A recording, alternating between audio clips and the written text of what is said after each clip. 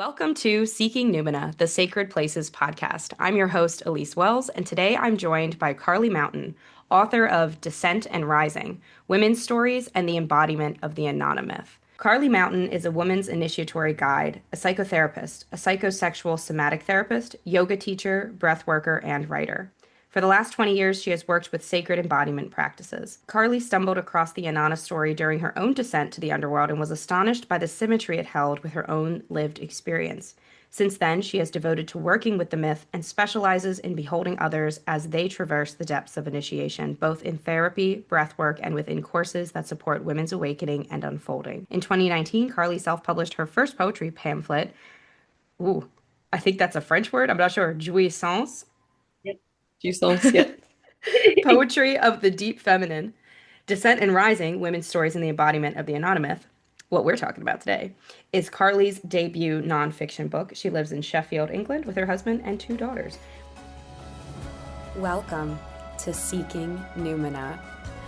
I'm your host, Elise Wells, and I invite you to connect with the sacred wild within and around you through Numina, or sacred sites around the world, and the wisdom they hold. Together, let's remember the old ways, build relationships with land spirits, and dare to reach out to the fairies. The sacred wild is inviting you to dance in the moonlight. Will you answer their call? I am so excited to have you here as a fellow priestess of Inanna. And as we were saying before I started recording, I really wanted to have you on regardless of how this fits into place, because I think sometimes we get too narrow in our definition of place. It's not always what it's called on a map. It's not always that. But also it's metaphysically more than that. We are always somewhere sacred because we're on Mother Earth, the most sacred place in the world. The world. It is the most sacred place in the universe, I should say. Because I really feel that way. Like, as a Taurus, like, I've thought about that. I'm like, I wouldn't even want to go to space. I don't need to step foot on the moon. She comes to me every 28 days. Yeah, beautiful. And I think Inanna, particularly, is a goddess that resonates with that connection to the earth, to our place in it, to our present moment as well. So let's start there. What does working with Inanna mean for you?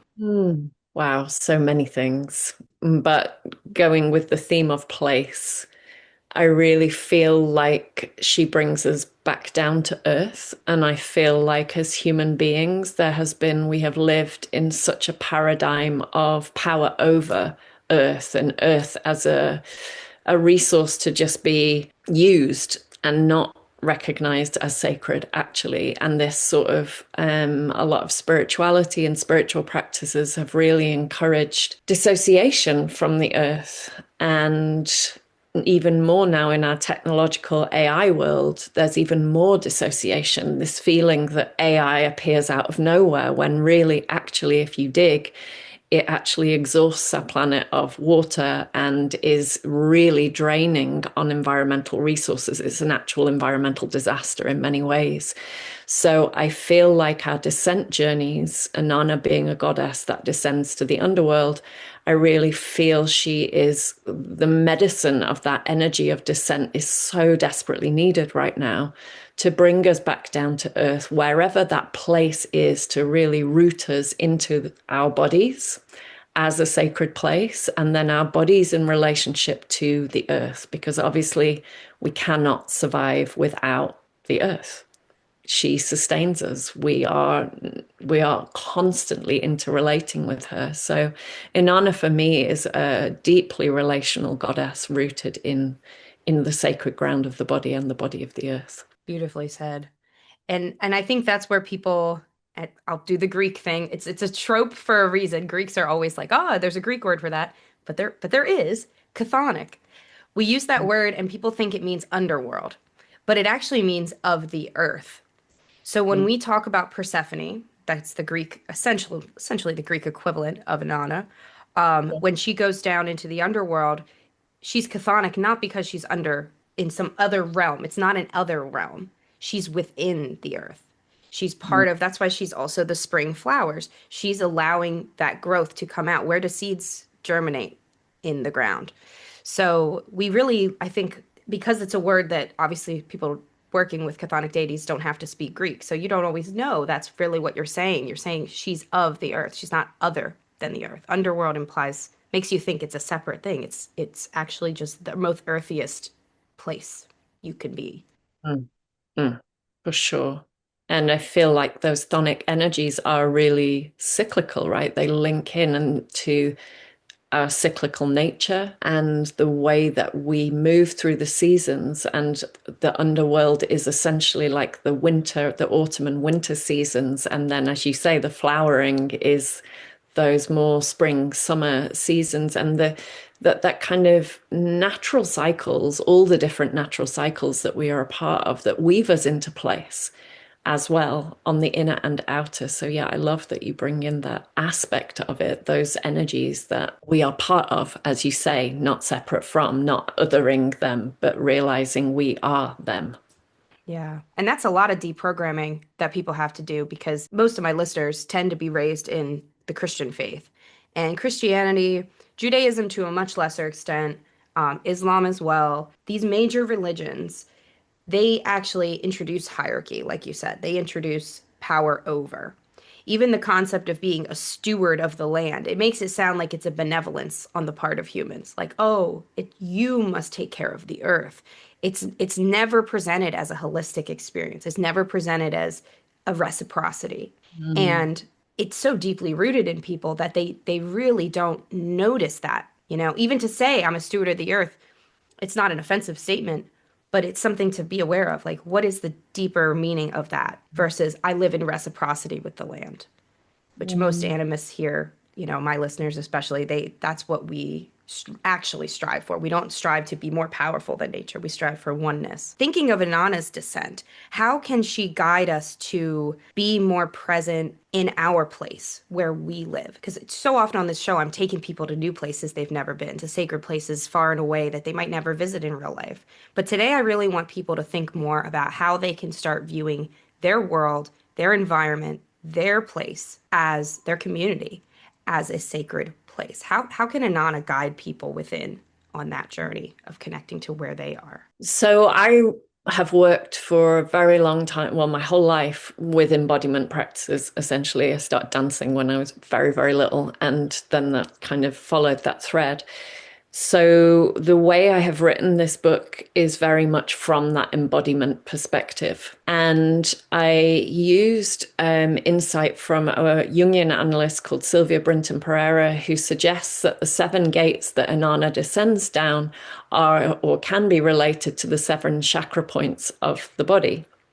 And so, as we go through the book, I go down through these chakra points and I explore what the things we might be meeting are there. And I also weave in women's real life stories so that it brings it to life in a modern day real context.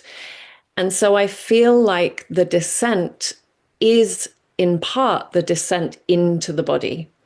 And as we were talking about with dissociation, dissociation is often a split up. The energy goes up towards the head and sometimes beyond in order to escape the embodied reality. Whereas Inanna actually invites us to really come into the body and feel what are the patterns playing out there, what are the memories, the implicit memories in our somatic physical body that we can listen to that have stories to tell of their own. And that's not necessarily to get attached to the stories, but to become curious about them again. Because ultimately, Inanna descends, she's going down through these seven gates to meet her sister that's been in exile.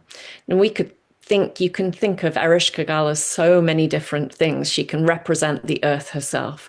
She can represent the parts of us that have been in exile, the parts that weren't allowed to express or are not socially acceptable or that we believed would destroy us or our lives or hurt those we love. She can be seen as the fertility of the dark. So many things, but really we're going down into the sacred darkness, the sacredness of the body. And then beyond that, if we are really rooted into our bodies, we cannot but be rooted into place because we recognize more and more how interconnected everything is. I feel as though Inanna is a real guide for that journey, for helping to support us as we turn towards the things that make us feel as though we are not connected to everything. We are not interrelated to everything, because that is ultimately an illusion. It's not true. And there aren't many hard and fast truths, I don't think, in this world, but our interconnection, I believe, I experience, I mean, every inhale and exhale, we are connected to place, to the place we're breathing, that's breathing with us. So Inanna really shows us that on multiple levels through the body and the body of the place that we're in. Oh, so beautifully said that when we can learn to connect to our body, it will tell us more. And we get so something I think about a lot as a podcaster particularly is how oral tradition has been disregarded in the modern world to the point where even suggesting I was unconfident to even suggest to people that I believe something just because it's oral tradition. Mhm. Like I always feel stressed about that. And part of that's the publishing world. You know, they really get on us to find our footnotes. But Mhm. and I had that experience actually. I was talking about a North American folklore thing that I just grew up knowing. And they were like, but we need a source. And I said, my source is my mom walked me home from the bus stop and we looked for woolly bear caterpillars to determine the length the winter was going to be. I don't have a written source. So they made me find a blog where somebody did write it down. Just a blog, just a person like you or I who wrote it on their website. And that sufficed. And I was Oh. like, that is so frustrating. And I think we really have lost a lot. Not only when we talk about oral tradition, we're not only talking about that's a story I heard instead of read. You know, it's not just ears versus eyes. It's theater. It's sacred theater. It's an embodied experience to participate in oral tradition, to experience a myth in a personal way because you're making eye contact with that storyteller. Maybe there's a big room of you as they walk around telling that story. Maybe they're around a fire. Maybe the fire's dancing at the right moments. It feels like a full performance just for you. And so you don't forget that. Mhm. But today we read it in a book. We say, oh, okay, she cited so and so. Oh, I guess I'll write that down to read later. It's very detached and it's personal, so private, more than it really needs to be. I mean, there's always something to be said for keeping certain spiritual moments private. But when it comes to sharing myths, they are very much meant to be communal. So I think that it not only took away, it detached us from the experience of myth, but it also took away our embodiment within myth. So working with Inanna's descent in that way is so powerful because it gets us back into our body, into our present, and it will mean more. Like I always say, if you are here to spiritually bypass the world, if you're here to check out and not even know who's running your country, you know, like because I have met people in the spiritual community who even in this political climate are like, who's the president right now? I'm not sure. I'm like, oh my.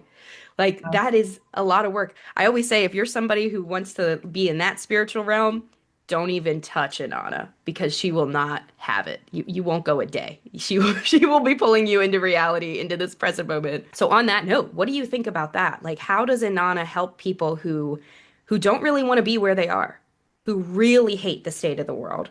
I mean, I know I struggle with where things are going. I think most of us most sane people do. So how can we empower people to connect to Inanna's messages in this time of I just want to leave? You know, people are Googling how to get visas to move to Europe, and you know, I chose to move back to the US and be more involved in the fight because, well, chose is a strong word. Inanna kind of tugged me to do it and to be a pillar in community and to give people hope. So yeah, what are your thoughts on that? How can Inanna help people ground in their place even when it's nightmarish to want to not like they don't want to do it? Well, her entire invitation is to be with what's uncomfortable, right? Like in my experience, she is the invitation to, she disrupts anything that's comfortable in us. And so, yeah, I see her as a real disruptor. And the story, what I loved about this story when I first met it was that it isn't afraid of our discomfort. In fact, it asks us to go towards it. It asks us to turn towards what is uncomfortable, what we want to turn away from. So she's going towards Ereshkigal, and Ereshkigal is many of the things that we don't want to look at, whatever that is for each person. be that political or personal and anything in between. And Ereshkigal Gal isn't even loving in that. You know, she stakes Inanna when they meet. So this myth holds those more violent energies of our humanity, the rageful energies, the anything that has been unpalatable to us that we cannot face in ourselves, that we other in ourselves, we are asked to meet in these descent journeys. And it's really, really uncomfortable. But I find that every time I work with someone going through this, and every time I go through it in my life, because I don't think we go through it once, I think we go through it many times in small and big ways, it seasons something in us and allows me, I'll speak purely for myself now, allows me to become more and more human, more and more compassionate, more and more empathic, primarily to myself, but also then with others. And it's so tempting, isn't it, to imagine that there's somewhere else that we could be, where we could escape having to do that. And you know, for people who are trapped in war zones right now, I mean, yes, you want to escape that and get your family to safety. So there's scales of this stuff. But for those of us who are living in places that are not an acute war zone, where we have to face these things that are going on, it's like, where else should we be? Where else can we be? So I really respect the part of you that was like, yeah, I need to go back to the States and be living there right now, because actually that's where my work is. I really respect that part of you that, like Inanna, will turn towards the thing rather than turn away from it. Thank you. I feel that way. I think of it as it's as an expression of shadow work. That visual for me of shadow work is often how do I turn towards that shadow? And simply by turning towards it, we give it light and it dissipates or it starts to dissipate in the case of these larger shadows that are so collective. And that's also where I think Inanna, the descent myth of Inanna is one of a solo journey. But she ascends. She returns to her kingdom. She is beloved by her people. She's a community goddess as well. And I think I've been thinking a lot lately on my own, just I don't know, just lately I've been thinking about tutelary goddesses, how we used to have these great goddesses or gods, but it was often goddesses that were named for their cities, that cities were dedicated to them. I was in Bath in the UK this past month, and I go every September for the Jane Austen Festival. It's my little, like, totally outside the realm of all things. It's just this amazing escape with the most wonderful people and dancing and lectures, all my favorite things. And I was thinking about how Bath has Sulis. She's the spring itself, but she's also a Celtic goddess of her own right. And when the Romans came, they said, "Oh, we recognize her power." So they gave her an epithet of Minerva, but they let Sulis keep the lead. Sulis Minerva. Minerva, of course, being at Athena in that equation. So she still is present there, even though it's not as talked about, I imagine, by Bethonians, like, oh, the goddess Sulis. There's no temples, unfortunately, but there is such a presence of that, and I think that's something missing in the United States, and parts of Europe too have lost their connection to their tutelary spirits. I would encourage listeners, if you're like, oh, I don't know, like, okay, I can do this descent, I can get uncomfortable in my shadow work, then what? Then what? What happens with the ascent? I think the answer is community. How can you show up for the people around you? Whether that's at large, maybe you do something as crazy as I'm doing, which is hosting an in-person festival 6 months into living in a town. Or maybe it's having your friends over for a fancy dress costume party, just to break the tension of the moment. Like, I think there's so much to be said for going into community. And I think that's one of the only positives, if there can be one, to the AI travesty that is racking the land, literally the drinking water and the land. It is that I think people are really getting disenfranchised with social media because it's so fake.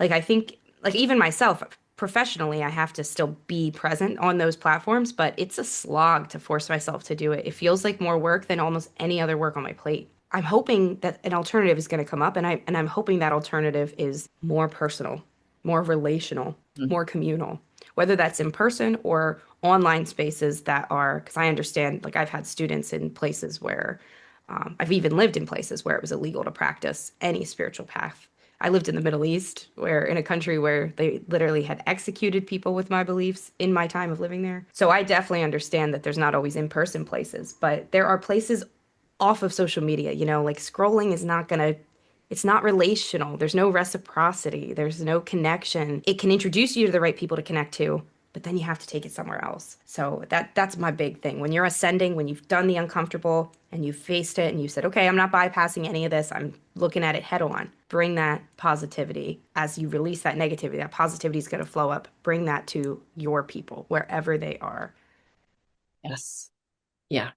And I find really that through descent, because we have stripped, because we have taken off the masks and the really anything that was covering our true self, if you like, we do tend to attract, I have found anyway, the people who are ours to be with towards us much, much more readily as well. It seems to just flow that way as we rise, which is such a stunning thing about it, because I think in the depths of the descent, as you say, we can feel really alone. We do have to meet that place of complete abandonment and aloneness and hopelessness often. But out of that springs something totally that we couldn't imagine that we start to rise through. And it's beyond beautiful and amazing.